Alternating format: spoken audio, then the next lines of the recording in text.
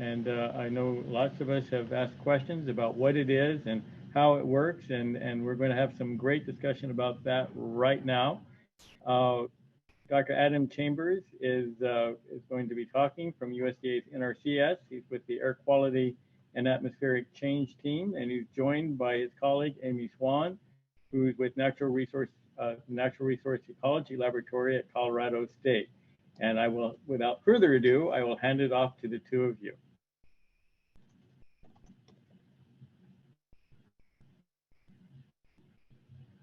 Hey, thanks, Terry. I appreciate it, and I really appreciate the context for which this presentation is coming to you all, and the references in the previous presentation to what what we refer to as the conservation legacy effect.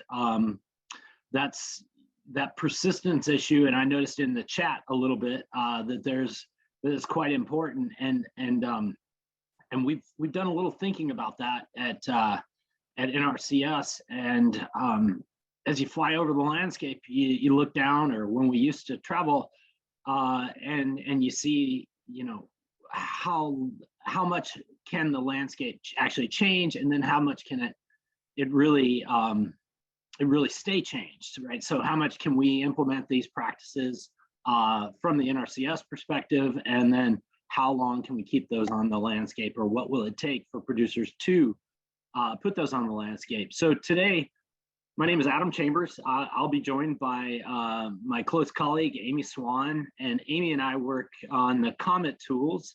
I'm going to talk a little bit about the COMET tools and how they are used, again, to get that conservation on the ground. So get the conservation on the ground, and then keep that conservation on the ground, because we know that the atmosphere and then our water bodies and other conservation priorities are all affected by how much conservation we get on the ground, and then how long that conservation stays there. So I usually start with this slide.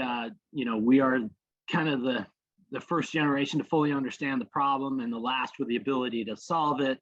I think, that's without saying. We know the Earth's atmosphere is extremely thin compared to the size of the planet. We're fortunate to have this atmosphere, but our climate's changing, right? But more importantly, we also have, and I would, I'll stand up and say this we have the tools, right? We're the first with the tools to be able to solve this. And you've heard a lot about drawdown and the ability to affect atmospheric gases in these long-lived gases. And I do feel as a scientist that we're kind of there, right? We don't have perfection. We need to keep working, but we do know some ways to move forward. And I think that's our collective opportunity being on this planet right now. So I'll kind of start with my conclusions, because I'm going to hand the second piece of my slide presentation off, and my colleague Amy Swan is going to talk to you. But we've got to get the voluntary working lands. We got to get that on the ground. We are getting more conservation on the ground, thanks to the Farm Bill, thanks to the interest in working lands conservation, thanks to the priorities of conservation. We are actually getting more conservation on the ground. And I promise you, I didn't prepare the slide beforehand, or I prepared the slide beforehand and not while the previous speaker was talking. But these climate solutions, the climate smart agriculture, is a way to get that on the ground, and the conservation legacy is critical. So here it is again, folks. We got to keep that conservation on the ground. And I had built that into my presentation, because that's where we get the carbon interest, the compounded interest of carbon, and the continual improvements. And then we can track that. We track that within NRCS, we track these benefits, but also we can track that on our landscape and look at how the mitigation benefits are delivered. And we use the COMET tools to be able to do that. So we use the tools internally to NRCS. We use the tools with our field offices in NRCS, and then we also enable others or invite others to feel free to use these USDA tools as well. So we know that working lands agriculture delivers voluntary, real, and quantifiable atmospheric benefits. We call these all, climate solutions, climate smart agriculture, and we also recognize that producers are busy feeding the world, putting clothes on our back and taking care of us all. We also know that climate change is one of these issues where if we make modest investments now, we have to make fewer investments in the future. We know that if we don't make investments now, we're going to have to make more investments in the future. So it's really an opportunity to lean in on the mitigation side. And here are many of you may have seen this slide previously. Here are our solutions. We know that every farm, every ranch, every private forest land is managed and operated ever so slightly different. This slide was put together by Amy, and I use it in just about every presentation I have. We're looking at three main gases here: carbon dioxide, nitrous oxide, and methane. And then we're examining the nitrogen cycles and carbon cycles. And you all know this stuff, right? This is very well known by this group. Here's where NRCS really sees our opportunity. We see an opportunity to excel in delivering conservation, working lands conservation, so we can transition a system like the one you see here on the left to something more like the one on the right. And we all know that that improves soil health, that improves water quality, and it has atmospheric carbon benefits. So we have climate solutions in our toolbox. Grazing, we can work in grazing systems. We can also improve livestock health, sustainability, atmospheric carbon and soil health with a grazing management plan, with forage improvements. These are extreme examples. This is my last set of slides on this of the pictures, but we definitely see some soil problems, and we can solve those, right? We can solve those with NRCS conservation practices, which are working land conservation practices. So if we do that, we can leverage existing programs. We can use quantification metrics to evaluate what the benefits are in the nitrogen cycle and the carbon cycle. And we know that we can use voluntary incentives, and we can work equitably and accessible to everyone as we do this. So this is our opportunity, folks. I've never seen a greater opportunity for us. And in the United States, we're fortunate. We're fortunate to have a large working land area that can deliver on these practices. So now let's get into the COMET tools. At USDA, we have tried to be as scientific, leverage as much science, and be as scientifically based as we can possibly be. In the 2013, 14, 15 timeframe, we developed this document on the left. This is 606 pages, and we call it the methods document or the blue book. And we're in the process of updating this. It'll go through public Federal Register notice and public review, but we've assembled research teams to look into how do we calculate soil carbon stock changes over time? How do we calculate nitrous oxide emissions over time? How do you calculate nitrous oxide and CO2 from a compost pile? All of that is contained within this book, and you can definitely find this on USDA's website. It's the entity scale for developing entity scale inventories.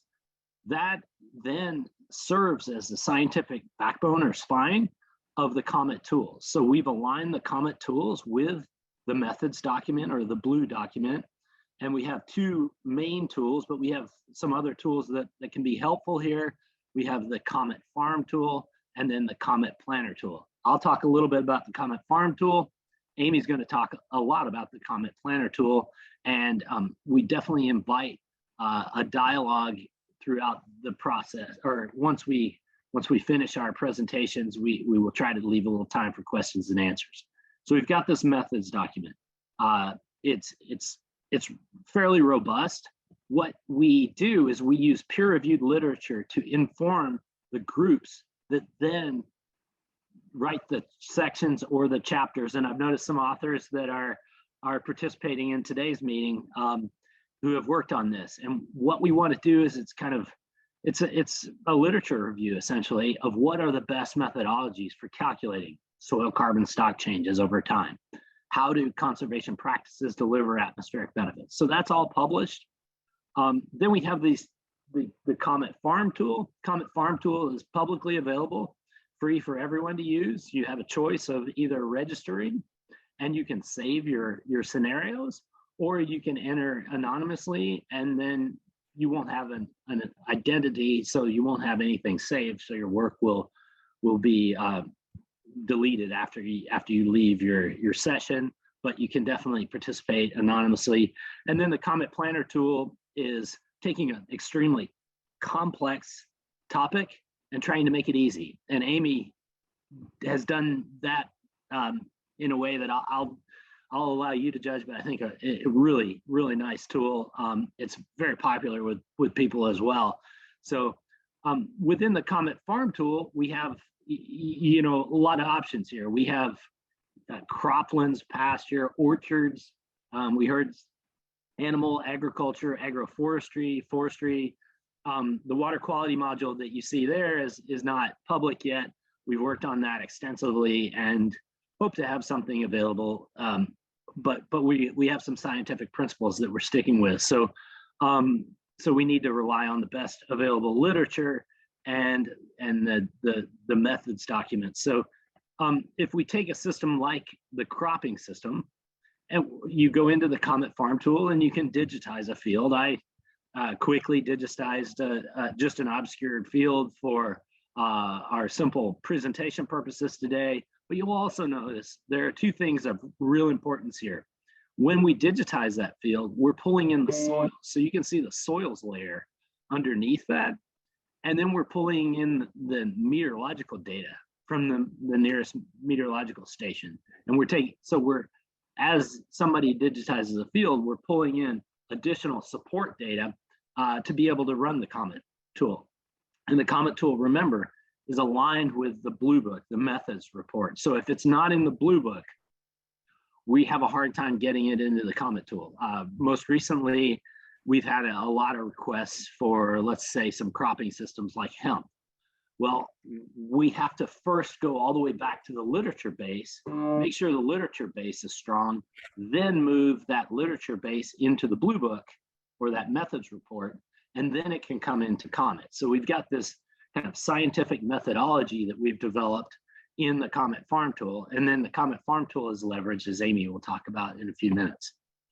So we go through the COMET Farm Tool, and you can see that we ask a whole bunch of questions about your field management, your parcel location, your history, how your baseline management is different than your future scenario, what's the time frame of your baseline, where did you implement cover crops as was discussed by a previous speaker in 2015, or did you implement it in 2021? And we have the ability to move the baseline around. What's the history of the soils? And that allows you to build the soil carbon, as we call it, the spin up. So you look at soil carbon stocks over time, and we all know that if it's a degraded soil, there's more potential for growth than if it was a perfectly managed, had cover crops on it from the beginning, and it may not have as much change potential for soil carbon. So we have the COMET tools are set up to kind of be data hungry, and they take a lot of data, and we try to coach people on data that may be readily available, or that we could mine on their behalf, or at least give them some guidance. But at the end of the day, we're trying to give people information, and we're trying to give them information that has the best of associated science with it. And then we arrive at results page. The results page, and I'm using this as an example because I wanted you to see both the red and the green on this slide. And that is because COMET tools, remember, they're not about kind of telling you you're doing a great job if you're squeezing the balloon in one place and you're having nitrous oxide emissions in another. or in this case, if you're increasing soil carbon losses to the atmosphere, but reducing nitrous oxide. So the tools are really just a calculator, and they're intended to provide the truth and show people what conservation scenarios, if they're coming out of CRP, let's say the Conservation Reserve Program, and going into a tilled system, right, they may have carbon losses. If they're going into CRP and it's in the east, you may have carbon stock changes that are positive. We just want the tools to be able to tell the truth and for people to have a trusted resource for which they can make working lands conservation decisions. And so this is kind of, we also have a graphic display here. You can see the big N2O emissions. Remember, those pollutants are N2O, CO2, and methane. Methane, oftentimes with manure management or enteric methane. We have all that in this tool and can present results.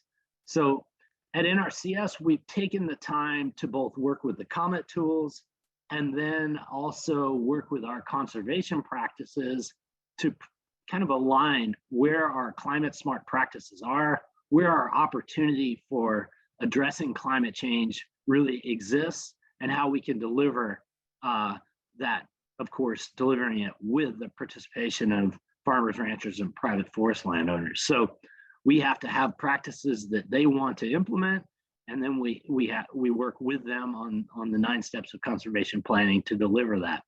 And so we built these look up these tables, and I'm on this slide, I'm gonna draw your attention to our CPS 340. So that's Conservation Practice Standard 340, as we talk about it in NRCS speak, and that's cover crops. And so cover crops, we measure in acres. We deploy cover crops. Our field staff deploy cover crops with farmers and ranchers across the country. But for today's example, that's going to be the handoff for my colleague and friend, Amy Swan. And so, Amy, would you tell everybody a little bit about, maybe first introduce yourself, and then you can take the screen and tell everybody about the COMET Planner tool. Hey everyone, I assume you can hear me okay?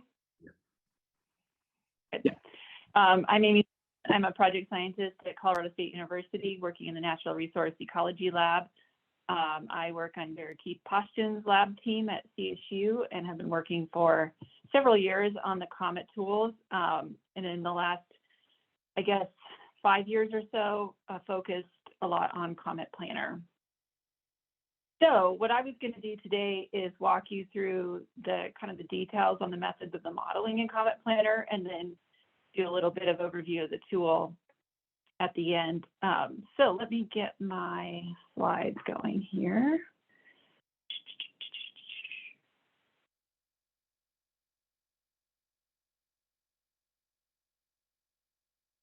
All right, now let's see if we can make this bigger.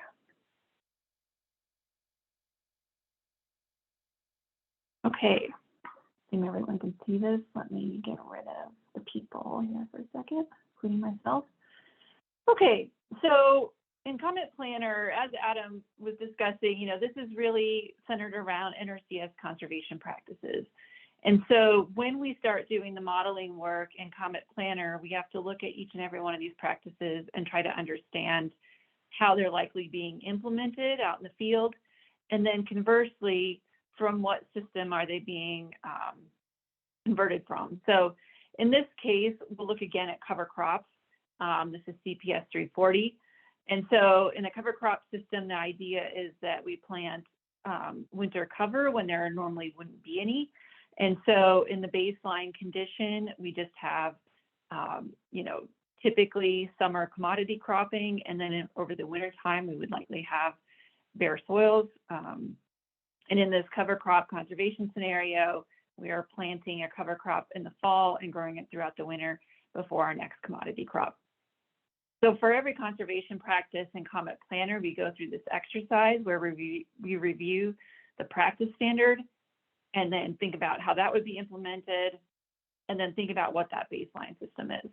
In COMET planner for croplands, most of our baselines are conventionally intensively tilled annual crop systems. In some cases, there's hay present, and then generally without any winter cover, with the exception, of course, when there's a winter grain like winter wheat growing. So once we've designed all the conservation scenarios, then we get in kind of the heart of the modeling, which is a random sample-based approach using the COMET Farm API as the modeling engine. So for croplands and grasslands, we created just a random sample, restricting that sample to existing croplands or existing grasslands. We are using the spatial unit that is a county rectified major land resource area.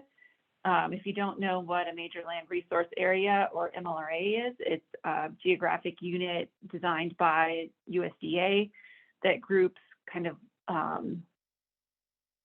like biophysical, physiographic regions. These MLRAs tend to have very similar cropping systems, similar soil resources and weather, and they tend to be, depending on the region, but they tend to be sub-state scale, somewhere on the order of, say, like 5 to 10 MLRAs per state. So that's the unit that we're working with, and we rectified them to the county so that we could later present results at the county scale for users. So now that we have a random sample, for every point that we sample, we overlay that with remotely sensed crop cover. And then, so in this case, we're using the cropland data layer. And we do that for every year that was available. And then from that, we can build out a crop rotation. And then once we have a crop rotation, we connect that crop to some USDA databases that provide us information like plant and harvest dates and nitrogen inputs, and we can kind of construct the baseline management from that. Once we've constructed the management, we've applied these conservation and baseline scenarios like I just described. We build all these into these XML input files, and those XML input files go into the COMET Farm API. So the API, if you're not familiar with APIs, stands for Application Programming Interface. And so this allows us to use COMET Farm through what we kind of consider a side door, where we don't have to enter all of the user interface inputs manually, and we can run these XML files through the tool. So once the file is in the COMET Farm API, we're essentially just running COMET Farm. So for every point, it has a lat long and it has a field area. So we, that point then is used to extract the relevant soil information from Sergo, weather information from Prism, and then we also apply some historic management based on the location. And then it goes into all of the current and conservation management, and this is just kind of like you would expect, where we're entering a crop rotation, we're inputting information on tillage, on nitrogen, irrigation, that kind of thing. And then once it comes out of the COMET Farm API, we get the same results as you would see in COMET Farm. It's field level emissions for the relevant emission sources in megagrams of CO2 per year, also metric ton, which is the same as metric tons per year. We take that value and we convert it to a per acre estimate. We calculate the difference between baseline and the conservation scenario. And then we flip the sign from an emission to an emission reduction. And then all this point level data is averaged up to these county rectified MLRAs. And then we also calculate a standard error just to capture the regional variation that might be due to different soils, different crop rotations, weather, that kind of thing. So when we're done, in this example here on the right, I have an output for cover crops. And so in this case, we're going from no cover crop to a legume-based winter cover crop. In this example, I had switched the units into per hectare, although in COMET Planner, we present these per acre. And so as you can see, we see an increase in soil carbon. Because we're planting this, adding this legume into the system, we actually see a decrease in reductions or an increase in emissions in soil nitrous oxide, but in the end, we still end up with a net benefit for soil greenhouse gases. So then for every practice, we basically have now results at this MLRA scale that we provide at the county level. So for every county that has, well, say for the counties that don't have estimates, they get kind of a large scale regional average, but for most relevant counties, there will be an estimate for croplands and grasslands. And this example again is legume cover crops for the whole US, and this is total greenhouse gas reduction. So summing the soil carbon and N2O emissions. And then once we have these county level results, we put them into this really simple tool. If you haven't been to COMET Planner yet, the URL is pretty simple. It's comet-planner.com. The data entry is very easy and quick, so you just need to know your state and the county that you're interested. And then we divide up the practices into these kind of broad categories of cropland management, grazing lands, woody plantings, etc. And then from there, once you've selected this kind of broad category, you will get a list of conservation practice standards to choose from. And these, of course, line up with the NRCS practice standard codes. You can click on one of these, and then we have a few different, depending on the practice, there are some different ways that that practice might be implemented. So in the case of cover crops, we ran scenarios in which it was a dominantly legume seasonal cover crop, and that can be on either irrigated or non-irrigated cropland. And then also a non-legume, grass type of seasonal cover crop onto irrigated and non-irrigated cropland. So in this case, I had selected a legume seasonal cover crop on irrigated cropland. Well, I guess I got my examples a little mixed up here, but anyway, once you get to the step 4, all you need to do is enter the acreage that you'd be applying this practice, and we generate the results on the fly. There's a few other things here. You can download your results to a PDF file and save them if you're interested. You can also click on the practice that you added for some additional documentation that provides you a link to the NRCS practice standard, as well as some information on how we interpreted that particular practice and did the modeling. And then we've also taken the methods, all the information on how we developed the estimates and the tool are in this report that we provide on the website. And within this, you can get the full details on the quantification that I'm showing you today in more depth, and along with some of the links and information on the resources that we used. And then we added last summer, we had definitely had a number of requests since releasing the first version of the tool in about 2019 for the data that underlies it. And so last summer, we actually worked to make this publicly available. Now, when you go to the COMET Planner website, there's a little button at the top that says download. And if you click on that, we just ask for some basic information from you. And this helps us to kind of keep track of the data set and provide updates when they come out to our users of this data set. And then there's some simple terms of use that just basically say that you'll give us credit for the data set and that you'll maintain and update it as new versions come out. And this is just a simple Excel file that you can download the entire data set. It is kind of large, so be prepared for that. It is several megabytes large. So then, once we did this, we were kind of asking ourselves, and other people have asked us, how good are these results? How representative are they? And so there's not that many good ways to do that assessment. We don't have kind of large scale monitoring data of these conservation practices. The best resource that we have are experiments that have been looking at these practices. And so I took a dive into some existing meta-analyses that try to estimate the impacts of a number of these conservation practices at different scales.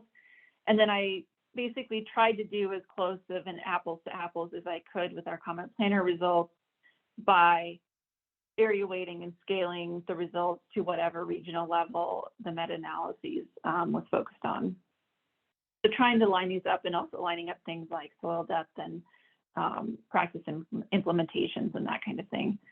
And so, for example, for cover crops, I did a comparison of the COMET Planner results to this review from 2015 that is global, so it wasn't broken down by nation, and so the planner results are only for the contiguous U.S. But you can see that between our two scenarios of the legume and the grass-based cover crops, that we kind of are on either side of that global average estimate, a little overestimating with the legume cover crops and a little underestimating with the grass cover crops. There's another study by Franz Lubers from 2005 that looks at both tillage and cover cropping in the southeastern U.S. So we took those same results for that region for COMET Planner and averaged them up, and we found that we were actually very close on no-till and on cover crops. You know, in his review, we don't know if those cover crops were predominantly legume or grass-based, and so I just compared them to both. And in the legume, we overestimate. In the grass, we slightly underestimate, but you know, we're getting pretty close there. And then for tillage, there's a few different reviews that I looked at. This is for no-till, so going from conventional intensive tillage to no-till system. At the global scale, Weston Post estimated around 1.76. The CAST report from 2004 estimated 1.25. And for planner at the national scale, we estimate 1.16. When we look in the central U.S., this is largely the Corn Belt region. Again, we actually get a very close estimate to the Johnson paper from 2005. And in the northwestern U.S., there is a fair amount of irrigation in this region, and we weren't really sure from the review what the kind of mix of irrigated and non-irrigated was, so I included both estimates. And again, we're kind of on either side of this lit review estimate. So in the end, doing this, there's some other practices that I looked at. I didn't include all of them here.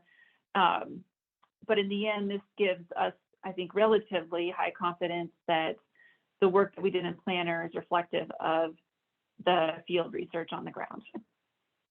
But of course, there's a lot more detail in terms of geographic coverage in the Planner analysis than in many of these meta-analyses. Okay, so what does the future look like? This current version of COMET Planner has been available since last summer, about 2021. And we are currently in the process of updating COMET Planner again. And that is because we are moving both COMET Farm and COMET Planner to the 30 centimeter versions of DayCent for soil carbon and nitrous oxide. This is the same version that's used in the national inventory. We've previously been working with the 20 centimeter version of DayCent, and that's what the results are currently based on. We've also been working on uncertainty estimation for soil carbon in COMET Farm. That has been an incredibly difficult nut to crack, as I'm guessing many of you probably understand. We're getting closer. We're hoping to have that here soon. And so once we have that ability to do uncertainty in COMET Farm, we'd like to apply that in COMET Planner as well. There's some other refinements that we've included, like using actual remotely sensed irrigation data to separate out irrigated and non-irrigated systems. From when we did this original analysis, there have been a number of new data sets come out from CDL. We're adding those in, and then some other refinements around the practices that we're including and how they're simulated. And to that end, if you have any feedback, if you use COMET Planner and there are practices that you think, or implementations of practices that you think are missing or that aren't represented well for your region, you know, please reach out to me. I'd be interested to know what your thoughts are. And then we should have this new version of COMET Planner up this summer. And I think that's all I've got. Oh, wait, one more. Go ahead. If you're interested in the tools, either COMET Farm or COMET Planner, we have a pretty extensive help page. If you go to cometfarm.com and click on the help at the top, there's a bunch of training videos and PDFs, but then we also offer regular trainings on this calendar here. So if you just click on one of these, you can get signed up to do a training with our outreach specialist, Haley. And so this is really the best way if you want to kind of get a more in-depth introduction into the tools and how to use them. We really encourage you to sign up for a training here. And that is all I have.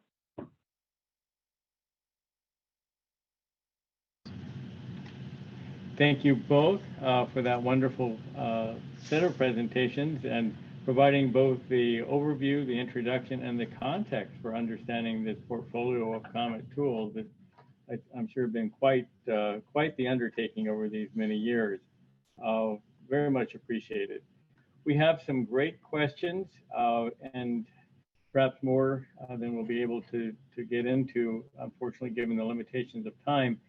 I'm just going to highlight one or two, and I think you touched on several of these points just in these last few moments, but to draw them out, so I'll summarize three questions that have come up, and please take a look and feel free to respond in greater detail if you're able to take that moment. One is questions about size of operations and how appropriate is COMET, say for smaller scale production, say organic systems, as compared to larger scale systems. And I'll augment that. I've heard from some colleagues in the islands who struggle to think their way through how this might apply in their part of the world. So one question is how does COMET apply for smaller operations? Another question, and you've already alluded to this being a real challenge, is how do you track uncertainty as you're looking at estimates from one greenhouse gas to the next, and how are you approaching that? And as you said, it's a tough nut, but how are you working on it?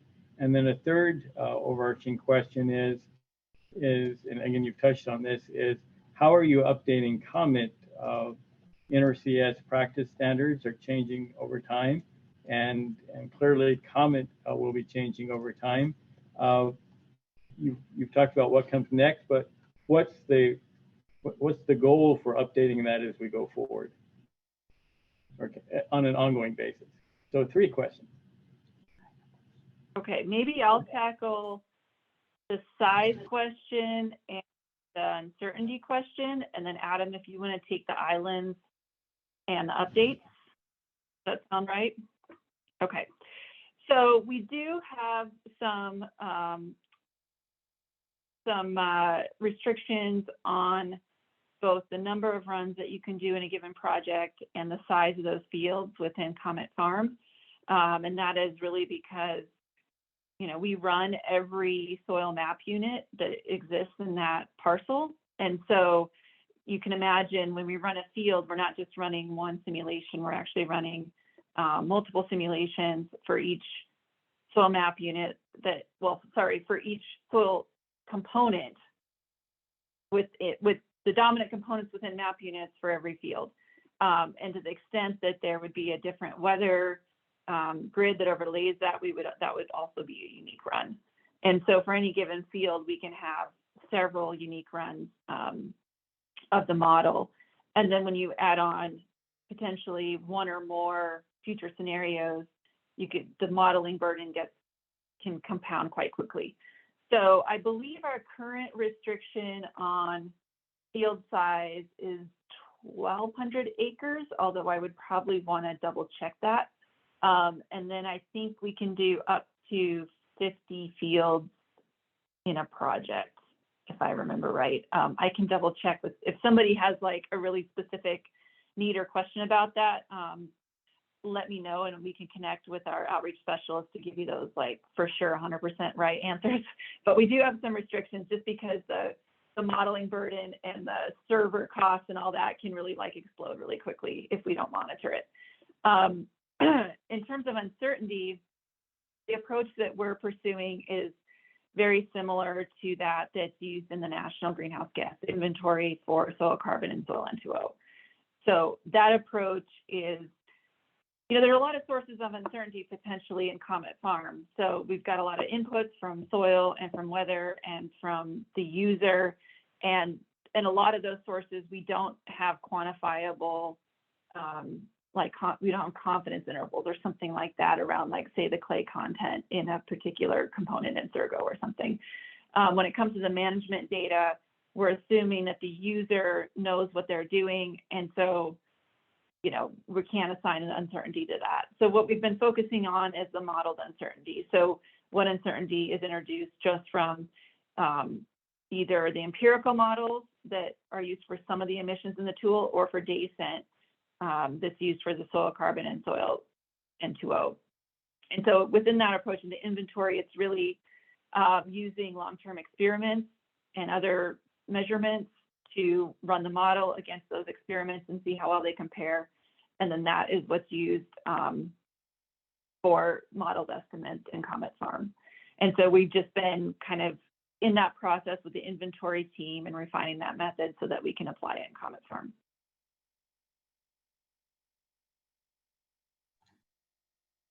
Great, and I'll try to help with a couple other pieces here. Amy, thanks. Thanks for that extensive summary.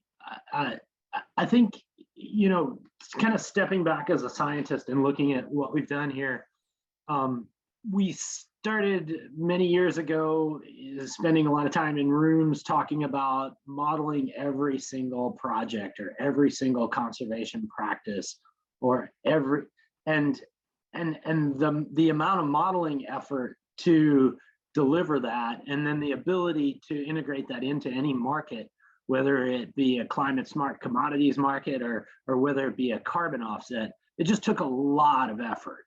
And so, as they say, you know, sometimes the squeeze is not worth the juice. And so what we've come upon with the COMET Planner approach is the ability to use big models in a cloud computing environment where we can run them for an extensive amount of time and develop a lookup table that Amy talked about in COMET Planner. We think we've touched on something that the whole community, the scientific community, can leverage and move forward. And that's the hope. The hope is that we can all learn from this and continually improve it. So it's a path to continual improvement. It's not a finished product. I would say we're always working toward bettering the product. So I think that's just, you know, we're also, there are a lot of scientists in the room. That's our goal. Our goal is to find new methodologies, deliver those, share those with everybody, take the criticism, take the critique, and then try to advance and improve that. And so that kind of segues into two other pieces that I wanted to touch on in these questions that you brought up, Terry. Thank you. One is organic systems. I heard, what about organic systems? Well, organic is a management system. It's not any different. You can't click on a button in the tool and say, I'm an organic producer. You're going to have to go through and you're going to have to tell us, did you use compost? Did you use green manure? What did you use? So the COMET tool is just, it's not going to take you at face value of I'm organic and I am tomatoes. You're going to have to go in and tell us when you put compost on, when did you put manure on, what was your tillage and what was your management. So that's one piece of the tool, and that's, you know, that's in the blue book that I mentioned. The next piece is the islands and the question of whether this can be utilized in the islands. And we've been down this path a little bit, and we really hope to open it up over the summer of this year into next year. And that is, we're really fortunate in the climate world to have the Intergovernmental Panel on Climate Change. And the IPCC has given us kind of the first tier of methodologies for doing calculations around the globe so that inventories are consistent, so that we can compare one country's inventory with another.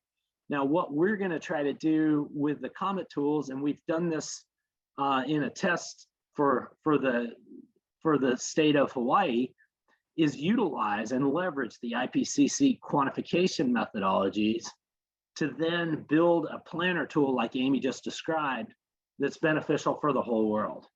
And so you can use the IPCC methodologies, very coarse they are, and we recognize that. But remember, our goal is to move into space, open it up, and then allow more science to kind of build off of that. And so we're going to try to build the COMET Planner tool in a global context at the IPCC Tier 1 approach. Why are we doing that? Because we think it's a great opportunity to get more climate smart conservation on the ground around the world. It doesn't mean we have the perfect tool. It just means we have a start to a tool, and that then hopefully will enable more scientific discovery, more professional criticism and critique and refinement, and then individual regions of the world can take that on and bring in, as Amy said, their own soils data, their own meteorological data, and refine that.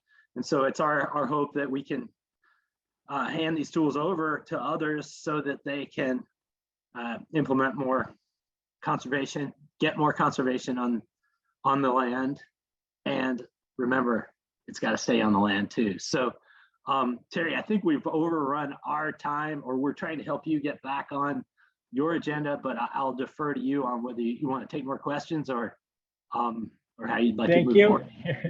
Thank you, and thank you for what you've covered. I do have one more question, and this is from our colleague, Dr. Bruno Basso from Michigan State. Yes, hi Amy and Adam, thank you for the great overview. I just have a quick question in relation to the soil depth. Do you use 20 centimeters as the output of the results, or do you use the same depth also when simulating crop yields and root water uptake and so on? Sure. So in Descent, in the 20 centimeter version that we're using, the soil carbon values that we provide are at 20 centimeter depth. The plant rooting zone is also at 20 centimeter depth. However, there are other components of the model, like the nitrogen submodel and the water submodel, that use the whole soil profile. So within Descent, water and nutrients can move throughout the whole soil profile. However, the soil submodel and the plant submodel are operating in the 20 centimeter depth. We're currently moving into the 30 centimeter version of Descent. And so the next version of COMET Farm will be at that 30 centimeter depth. So, and it's the same situation as with the 20, the soil and the plant are operating at that 30 centimeter depth, but the plant can draw on water and nitrogen from throughout the profile. Thank you. Great, thank you so much. Just to add to that. Go ahead. And just to add to that, we're trying to follow the national greenhouse gas inventory for the US. We're always a little bit behind it because it's obviously published April 15th of every year, but we then try to make the COMET tools mirror what's been done in the national inventory so that we have consistency. Great. Well, thank you both. There's so much more to talk about, but we will need to move forward, and look forward to talking with both of you in the not too distant future. Amy, I think you'll have to let go of the screen there. Let's see here. Stop share. There we go. Great. All righty. Well, thank you again. All right, our next panel picks up from this discussion and connects back to some of the topics that have been covered at different moments through the discussions of yesterday and today. Certainly, Dr. Ratan Lal yesterday talked about some of the underlying foundational relationships between conservation and carbon and climate in the context of watersheds, and that's been touched on by others. Others have also talked about the role of conservation programs within USDA and their contribution to these issues of soil carbon sequestration and greenhouse gas emissions. And so in our next set of discussions on this next panel, we're going to look at climate smart conservation at landscape and watershed scales. And the first talk will be predicting climate and conservation policy impacts on agricultural production and pollution using SWOT+. Dr. Jeff Arnold will be presenting. Jeff is with the Grassland Soil and Water Research Laboratory with the Agricultural Research Service. And I believe he developed this in collaboration with Dr. Mike White, but Jeff, I think you're presenting for both of you. And I will hand it over to you. All right, thanks, Terry. I really appreciate the opportunity to discuss and to present. Let me see if I can share the right screen. How does that look? You look good. Okay. All right. Thanks, Terry. I also want to thank the entire SWAT team, and there are several scientists in the ARS across the country that are working with us, our NRCS group in Temple. And not only the universities represented here, our collaborators and who are actually leading parts of SWAT, just the scientists around the country. We have a group of hundreds of scientists around the world.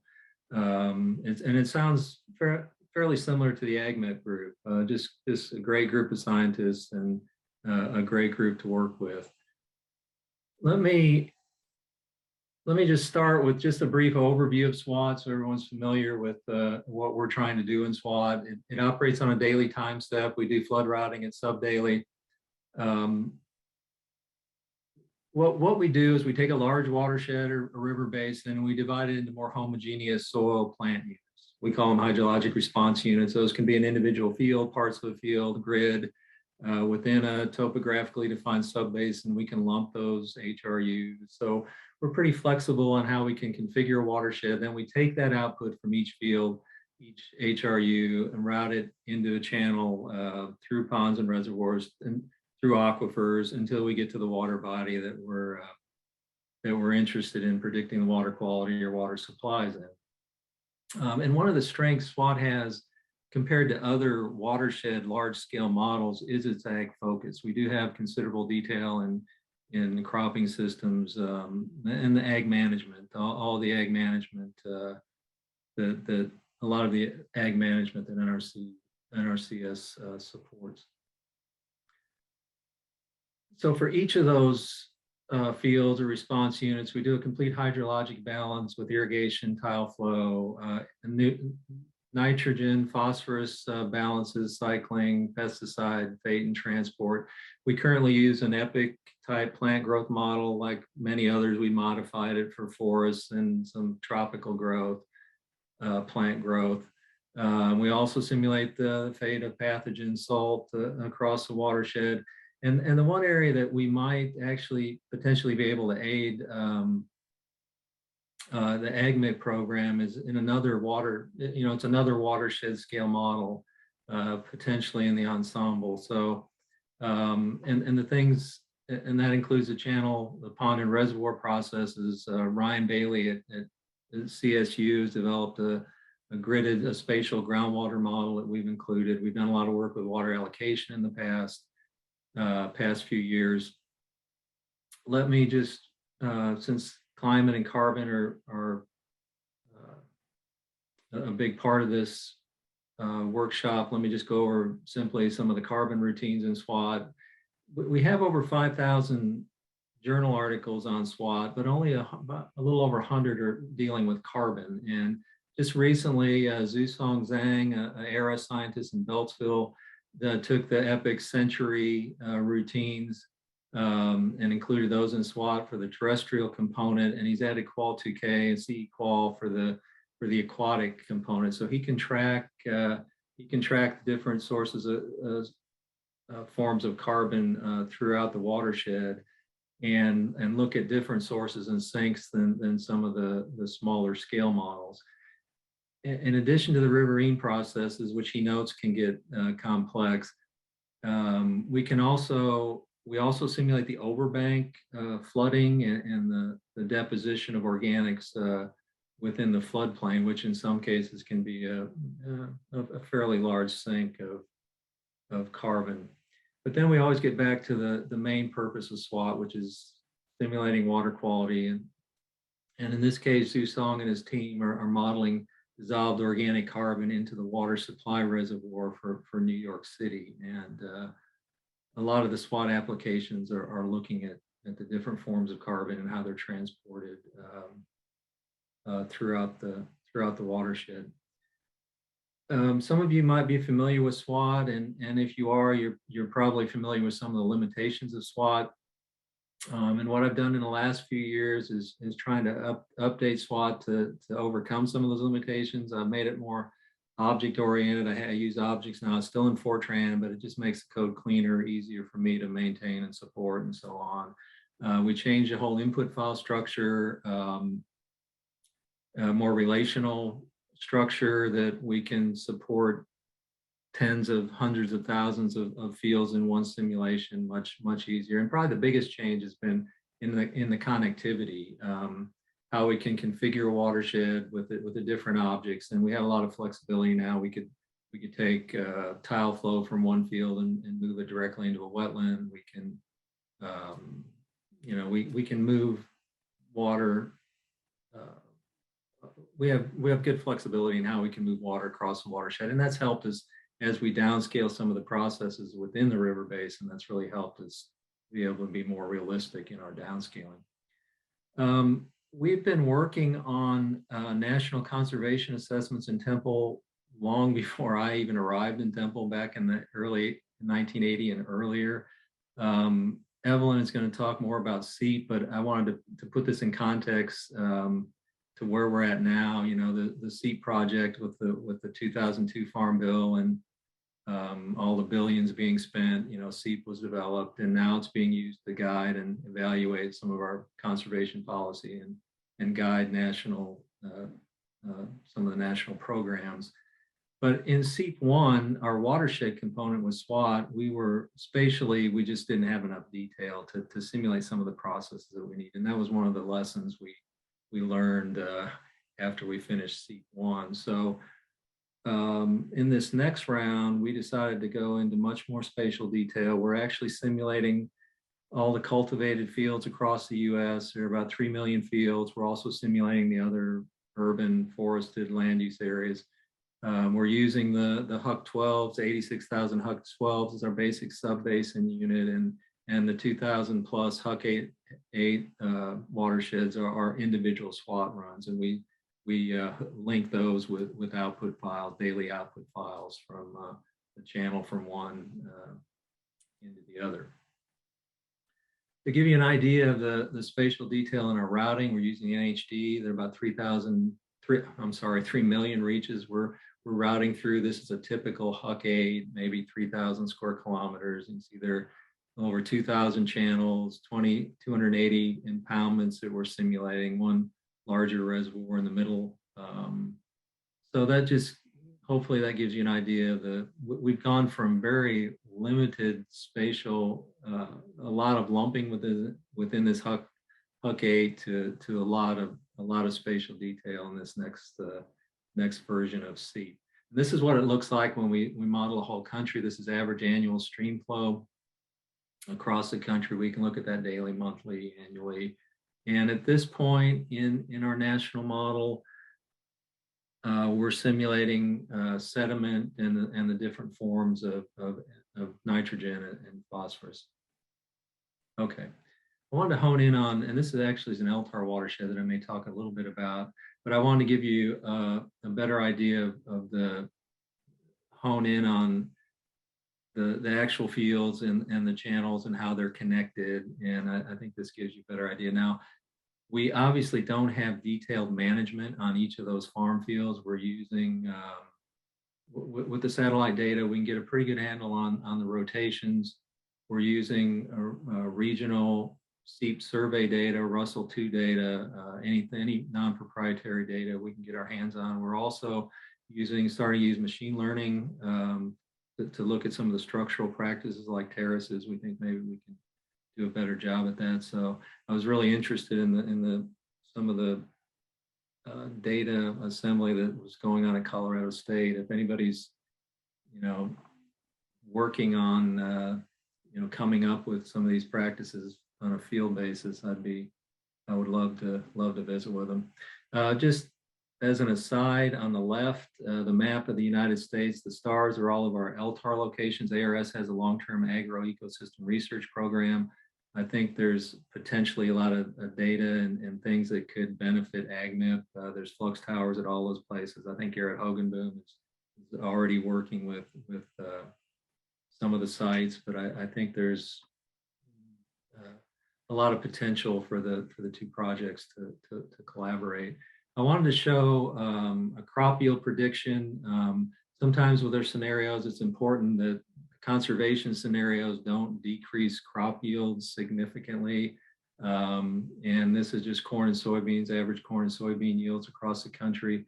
I'm very pleased with how we're doing, except in some of the irrigated areas. We're right now incorporating their new national 30-meter maps on irrigation and drainage. So we're incorporating those, and hopefully we can improve our yields in some of those areas. We're also interested, we can in a lot of cases we can get the county averages to be reasonable, but we want to make sure that we have the distributions within the county. And we're using some of the research plots, and we're also looking at the distributions and making sure that they're reasonable. Okay. This is how, these are some of the scenarios. I want to show the SEEP1 scenarios, and Evelyn may go into more detail, but we ran several scenarios. We had a no conservation practice. We put all the farmland back into native vegetation to kind of give us a bounds on what ag could do. We also, with the Apex model, they ran several nutrient scenarios, drainage water management scenarios, erosion control scenarios. And then what we did, we took that output, the field output from Apex, put it into SWOT, and the map on the left of Mississippi shows how much of the nitrogen from each of those Huck 8s actually made it to the Gulf of Mexico. So that's the kind of scenario analysis we did in the previous seat. Okay, let me just go over a few current examples. And one is in the upper Mississippi, we're working with the SEEP Wildlife Group. And what we're trying to do is take, we have about 186 stream segments in the entire 86,000 stream segments in the upper Mississippi. And we're taking the SWOT output, the sediment nutrient concentrations, the flow statistics, flow duration curve, low flow statistics, and relating those back to fish health, fish populations, and so on. So instead of just saying that we got 2,000 kilograms of nitrate flowing down the river, we're really interested in tying that to an ecological indicator, fish populations, for example. So we see that as a next step for our efforts. Another thing we've done in the last few years is attempt at forecasting. NRCS was interested in a tool where they could suggest to farmers when a good time for operations may or may not be. But if we're predicting a big runoff event, it's probably not a good idea to apply manure. If we're spraying, or if we're just applying fertilizer, these days might not be. We would not suggest those operations on certain days. So what we do is we run our national model to the current day with NextRad data, and then we use the forecast to extend that. Right now, 3 days into the future, we have the 7-day forecast, but when we get out to 7 days, as you can imagine, the uncertainty can get to be a little much for this type of forecast. Okay, let me finish up with an actual climate change scenario, and as you can see, there have been many articles on climate change using SWOT. And typically, what the scientists do is they'll take the climate model output, and I think Srini has got a lot of that already set up in SWOT format, so it's easy to grab in the U.S. or anywhere in the world, and then just run that through SWOT and look at water supply and water quality. Typically, stream flow, reservoir, aquifer levels. What can be done with how that changes the whole water allocation, water supply, and oftentimes they'll look at the impact on water quality, on the water quality of the particular water body. Okay, with that I'll finish, and hopefully later we can have some discussion. And you'll need, okay? You can go, Terry. Does he need to release the screen? Yeah, you were. Yeah. Okay, we're on. All right.